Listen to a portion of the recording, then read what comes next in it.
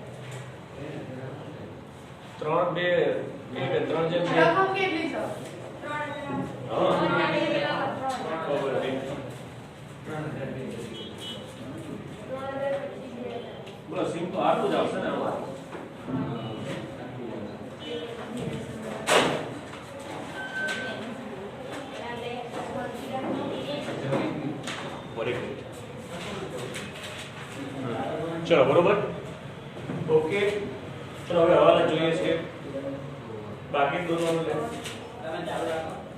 જમીન મકાન ચલો જો જમીન મકાનની કિંમત 20% થી વધારવી તો કે બાજુ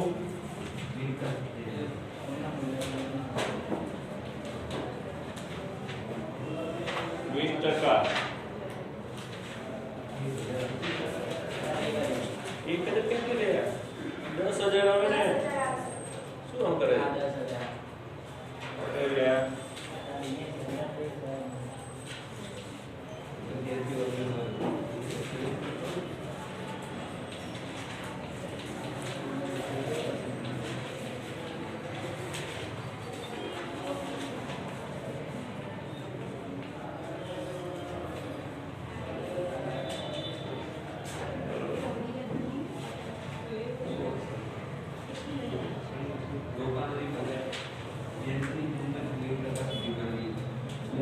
સુધી ગણવી રેન્જો કેટલા છે અંદર 20,000 90% એટલે કેટલા થશે 18,000 તો શું થયું એમાં 18 કેટલું 2 ખ્યાલ આવ્યો 2000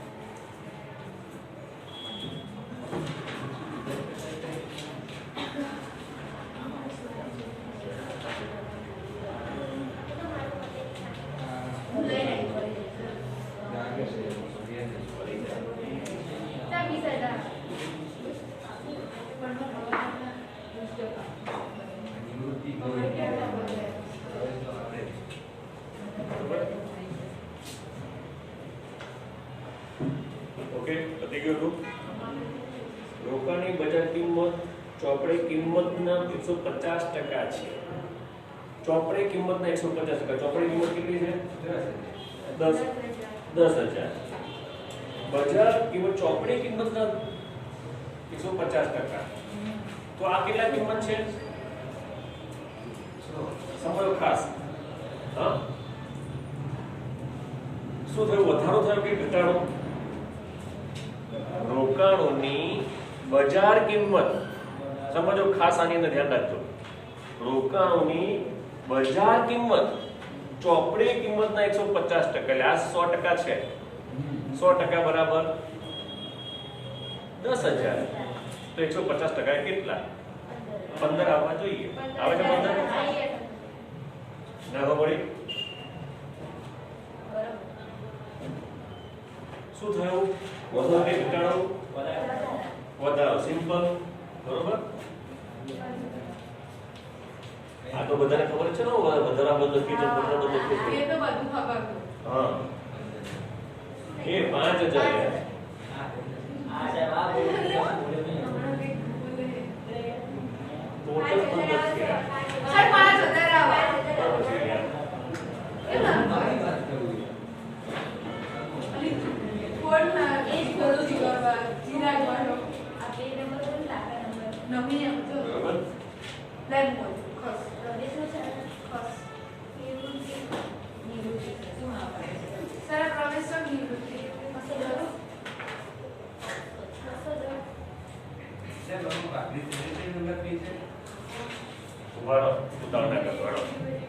કાટો પતો આવે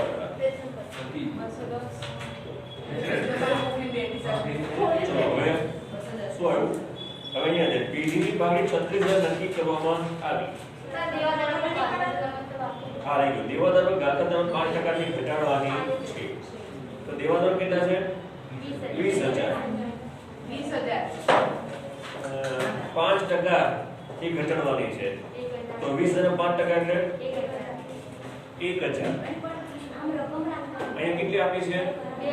2000. તો શું થયું? ઘટાડો. ફાયદો કે નુકસાન? નુકસાન. ફાયદો ને 5% ગાથા અનામત રાખવાની છે. તો 20 અને 5% એટલે 1000 આવે. તો અહીંયા વધારે ગણેલી છે આપણે, એટલે ઓછી થઈ ને. ખર્ચ આપણો ઘટ્યો. શું થયું? ખર્ચ ઘટ્યો એટલે ફાયદો થયો. તો ફાયદો થયો કઈ બાજુ? જમા બાજુ. કેટલા આવ્યા? 1000. ખ્યાલ આવ્યો?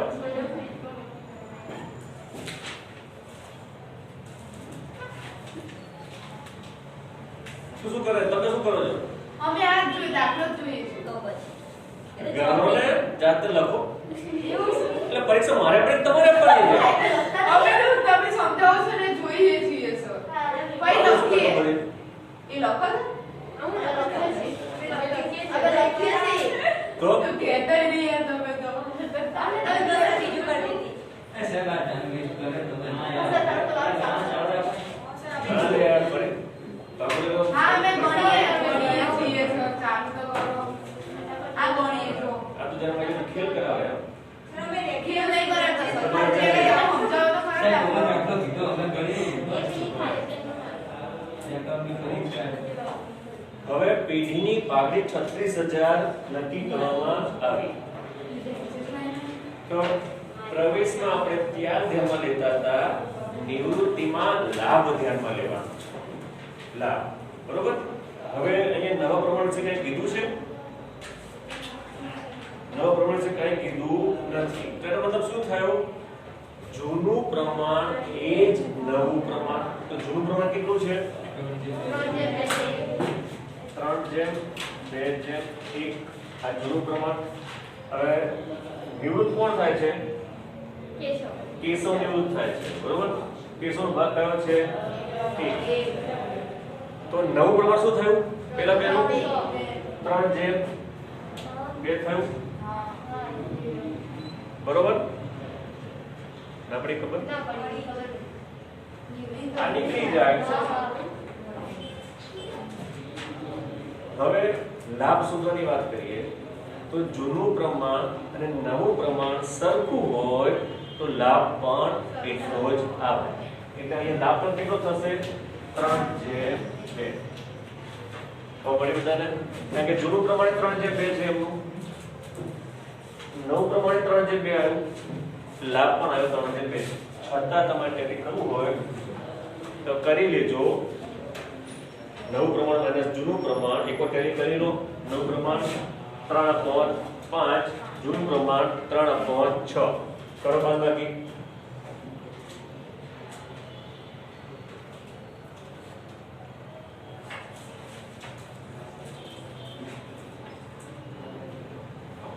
ખાસ પાઘડી માટે ધ્યાનમાં રાખવું છે આપણે. હા એ ગયો. એવું ના કહેતા હું કઈ કહેતો પછી 2/5 માઈનસ 2/6.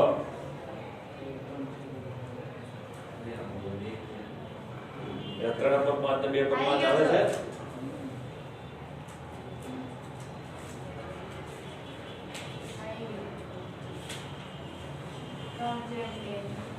બરોબર? લાભનું પ્રમાણ આવ્યું 3:2. હવે આપણે કેશવની પાઘડી શોધવાની છે. કેશવની પાઘડી કેટલી આવે છે? ખોજો મને. કેવી રીતે શોધાશે? ચલો કે છે ગઈકાલે જ કરી દો આપણે આ વસ્તુ. 6000. કુલ પાઘડી 36000 ગુણ્યા કેશવનો ભાગ 1/6. 6000 આવે. બરોબર? આ કેશવની પાઘડી. હવે આમનું શું લખીશું? કેમ છે કોઈને?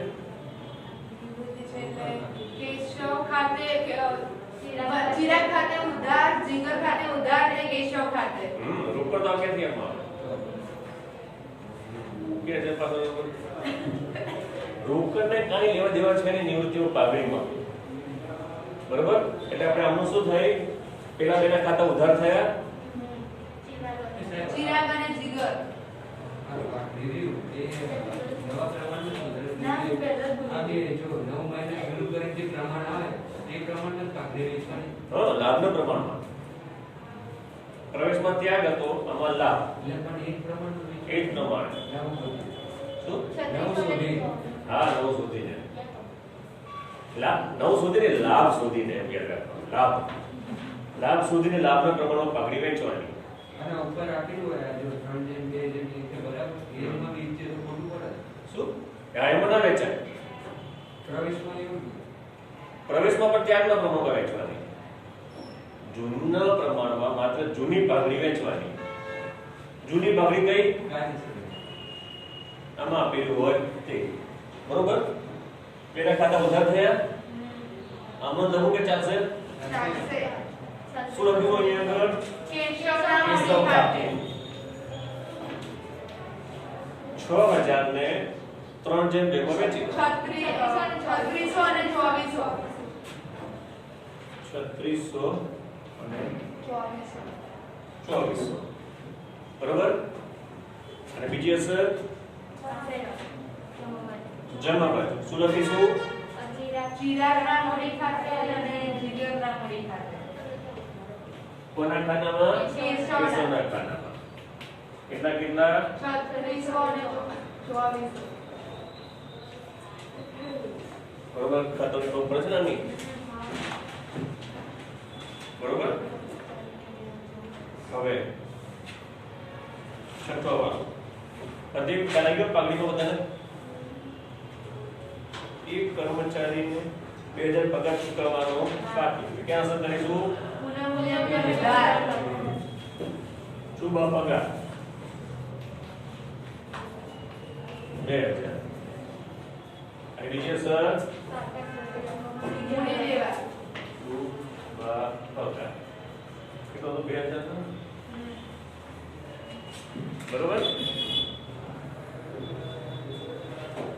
હવે છેલ્લો હવાલો ગણતા પહેલા પુનઃમૂલ્યાંકન ખાતું બંધ કરવું, પછી છેલ્લો હવાલો કરવાનો. ચલો પતી ગયું. એક મિનિટ ઉઠાવી લો.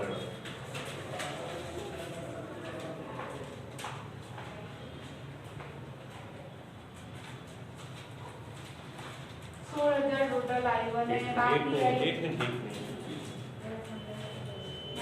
12,000 બાકી. બાકી નહીં, નફો હશે ને. એ નફો. જોઈ લો પાછા આવી ગયો નફો. જો સર ભાઈ આ નફો આવે એના જે જૂનું પ્રમાણે એમાં જ. શાંતિ રાખો. પણ હું કહું છું ખાલી. નફો આવી ગયો યાર. જોઈ લેજો તમને શું કહું છું યાર. બસ તો આવી ગયું. બરોબર? હવે બોલ. આ જે નફો આવે પુનઃમૂલ્યાંકનનો એના જે જૂનું પ્રમાણ હોય એમાં વેચવાનો. ચલો હવે બોલો. ચલો આનું ટોટલ બોલો. 16,000. ભલે. 12,000 નફો આવ્યો. 12,000 નફો આવ્યો. 12,000 બરોબર. એ નિવૃત્તિમાં આ નફો આવે ને ત્રણેય વચ્ચે વેચવાનો. 6,000 4,000 અને 2,000.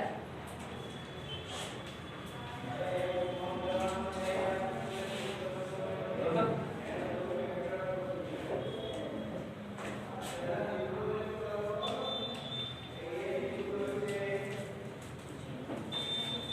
છ, 4 ને 2 બરોબર છે ને? 10 2 12.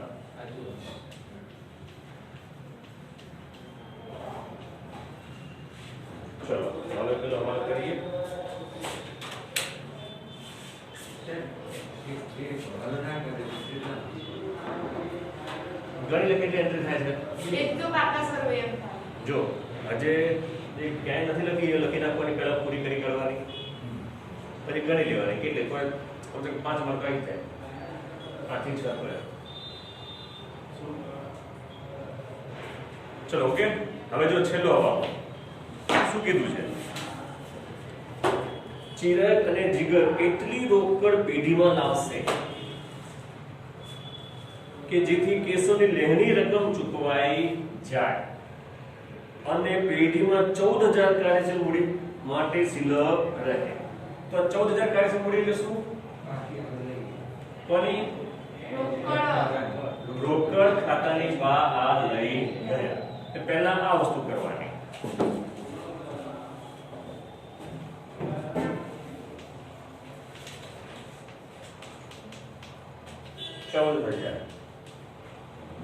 બરોબર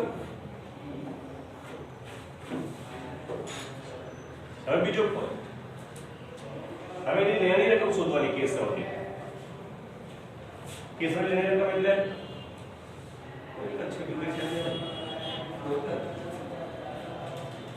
હા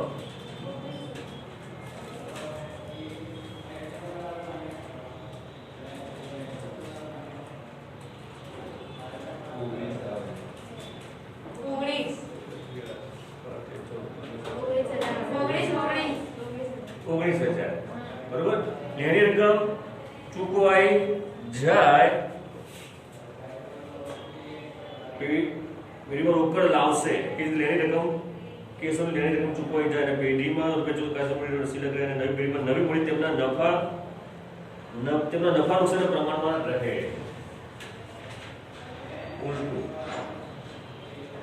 પાકું સ્વરૂપ પહેલા બંધ કરવાનું એટલે આપણને મળશે મિલકત એના બધું મળી જશે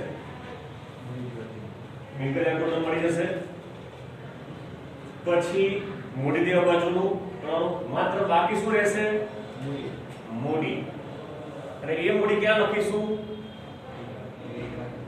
ક્યાં મૂડી ખાતાની ઉધાર બાજુ ખ્યાલ આવ્યો નથી ખ્યાલ આવ્યો ચલો કોઈ કરો પહેલા સૌથી પહેલા આ બધી વિગતો લખો હેડો ચલો કઈ બાકી રહે છે એટલે તો કહું છું ને પહેલા હેડો જો જમીન મકાન પતી ગયું યંત્રો રોકાણો સ્ટોક એક મિનિટ ઉતાવળ ના કરતા સ્ટોક કેટલે છે 10000 બરાબર યાર દેવાદારો પતી ગયું રોકડ નવી લખવાની દેવાદારો બાકી ને મારે ઉતાવળ ના કરે જો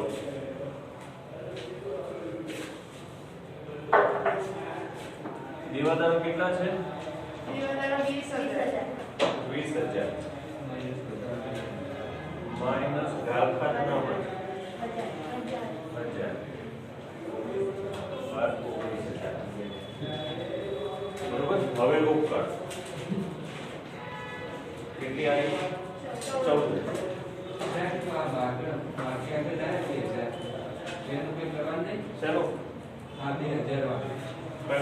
આ તો પેલા કાચા સરવે રોકડ આપી હોય એ જ ને સર હા પાકા સરવે આપીએ જ છે હજી તો અહીંયા અસર આવશે હજી તો હવે બધી વિગતો આવી ગઈ હવે આનું કરો ટોટલ 1,36,000 તો પાછળ જોઈ લો હવે કેટલું ટોટલ પહેલા ટેલિયા કરવાનું સ્ટેપ શીખવાડે તો તમારે યાદ રાખવું પડશે તો ફરીથી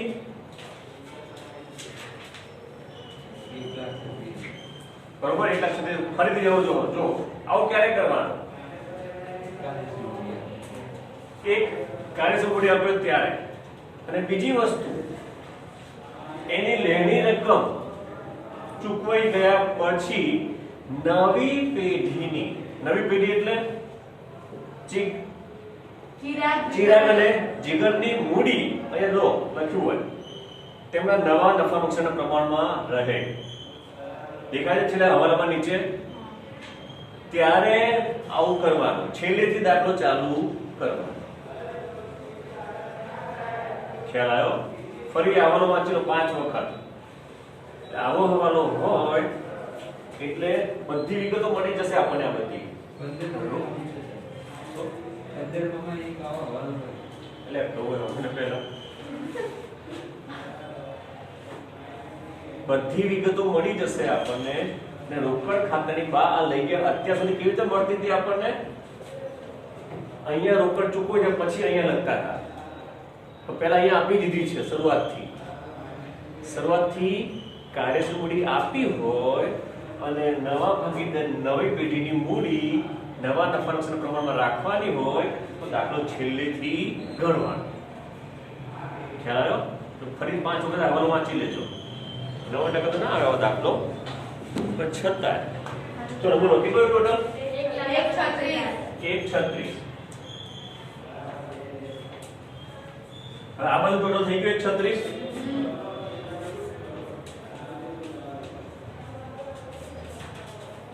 બરોબર હવે આ બધું કઈ બાકી રહ્યું ચૂકવવાનું લેણદાર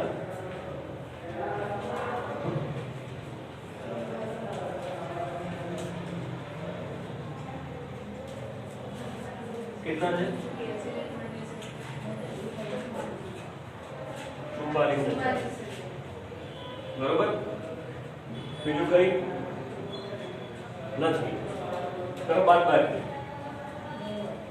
કેટલું 90,000 હવે એને 3 જે પેરમાં વેચો છો 54,000 અને એક વસ્તુ ચોખ્ખો નથી કરી 54 અને 36 પાછળ જો લીલી મૂડી આપી છે પેલા પછી 54 સુધી આપી છે 54 અને 36 હા ચિરાગ અને જીગરની મૂડી હા એ બરોબર એ હું કરો તમે લે લખું શું લખે છે તો કે કરને શું 136 શું લખે તું મોટી 136 મૂડી લખી જ નથી લખશો નહીં 136 136 માઈનસ 44 ને 2 46 એટલે કેટલા આયા 90,000 90,000 બરોબર એને 3 જેમ 2 માં વેચ્યા 54 અને 36 54 ને 36 એ મૂડી તરીકે લખ્યું છે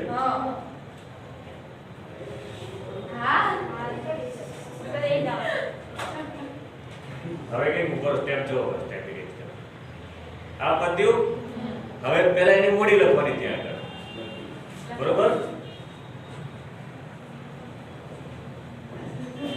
મૂડી કેટલી આવી ચિરાગની 54,000 અને જીગરની 36,000 90,000 હા હવે અહીંયા આ લઈ ગયા 54 અને 36 56,000 અને 36,000 બરોબર હવે આ બેનું ટોટલ કરો ઉતાવળ ના કરતા આ કેશવનું તો આ 19,000 બધું થયું ઓછું ને આ બધું વધારે હશે તો આ કેશવનું આ બાજુનું 19,000 થયું ને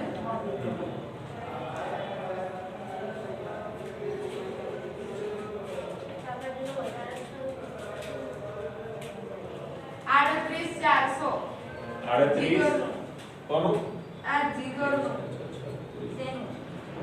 39 ના 38 400 થાય છે 30 જીગરનું 38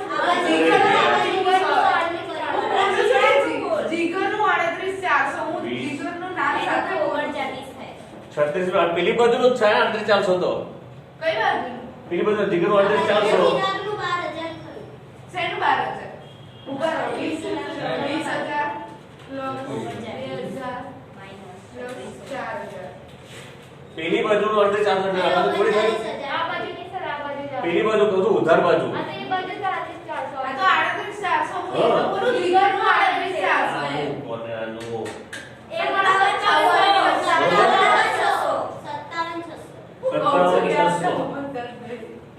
હવે આનું બોલો હવે 38 400 અને આનું 19,000 બરોબર હવે 19,000 લખવાના રોકડ ખાતે